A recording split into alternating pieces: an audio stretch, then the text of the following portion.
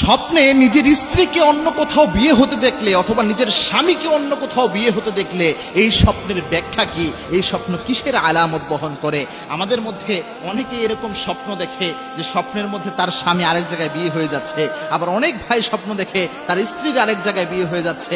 বলে হুজুর এই স্বপ্নের ব্যাখ্যা কি হতে পারে, এটার কোনো ব্যাখ্যা আছে কিনা? মনে রাখবেন, dream is not a silly matter in Islam. ইসলামের স্বপ্ন কোনো খেলতামাশার বিষয় নয়, স্বপ্নের একটা ভ্যালু রয়েছে।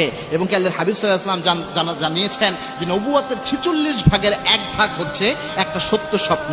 এবং আল্লাহর হাবিব সাল্লাল্লাহু আলাইহি ওয়াসাল্লাম আরো জানিয়েছেন, লাম ইয়াবকা মিনান নবুওয়াতি ইল্লাল মুবাশশিরাত, আমার উম্মতের জন্য নবুয়তের কোনো কিছু আল্লাহ রাব্বুল আলামিন অবশিষ্ট রাখেন নাই শুধুমাত্র মুবাশশিরাত ছাড়া।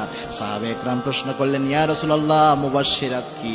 আল্লাহর হাবিব সাল্লাল্লাহু আলাইহি ওয়াসাল্লাম জানিয়েছেন, আর রুইয়া সলিহা, আমার উম্মত যখন দিক নির্দেশনা আল্লাহ রাব্বুল আলামিন আমার উম্মতকে দেওয়ার প্রয়োজন মনে করবেন, তখন আল্লাহ রাব্বুল আলামিন সত্য স্বপ্ন, সুন্দর স্বপ্ন দেখায়া তাদেরকে দিক নির্দেশনা দিবেন। আল্লাহু আকবার। সুতরাং স্বপ্নের একটা ভ্যালু রয়েছে।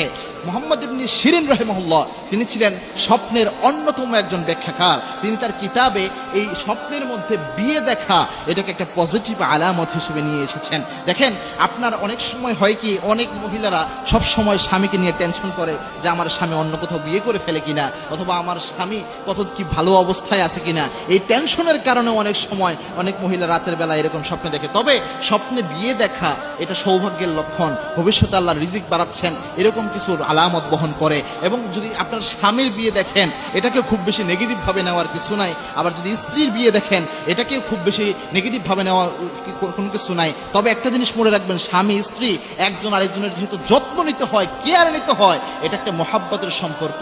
আপনি আপনার স্ত্রীর যখন যত্ন কম নিচ্ছেন, এরকম কোনো কিছু যদি মনে হয়, তাহলে বুঝবেন হয়তো এই স্বপ্নের মাধ্যমে এরকম হচ্ছে আল্লাহ রাব্বুল আলামিন আপনাকে ইশারা করতেছেন, অথবা আপনার দ্বারা আপনার স্ত্রীর জুলুম হচ্ছে, আপনার স্ত্রীর সঠিক অধিকার পাচ্ছে না, এরকম কিছু যদি হয়, এটার মাধ্যমে আপনাকে আল্লাহ রাব্বুল আলামিন সতর্ক করছেন। অথবা আপনি আপনার স্বামীর কোনো না কোনো হক নষ্ট করতেছেন, স্বামীর আপনি যত্ন নিচ্ছেন না, এরকম কিছু যদি থেকে থাকে, হয়তো বা এটার মাধ্যমে আল্লাহ এই ইশারা করতেছেন। সুতরাং এরকম স্বপ্ন দেখলে ঘাবড়ে না যে 2 রাকাত নামাজ আল্লাহর জন্য আদায় করবেন, আদায় করে আপনি আল্লাহর কাছে চাইবেন, আল্লাহ এই স্বপ্নের ভালো দিক আমাকে দান করেন, আর এই স্বপ্নের খারাপ দিক থেকে আল্লাহ আপনি আমাকে বাঁচিয়ে দেন। ইনশাআল্লাহ এই স্বপ্নের মাধ্যমে কোনো না কোনো ভালো দিক আল্লাহ আপনাকে দিয়ে দিবেন।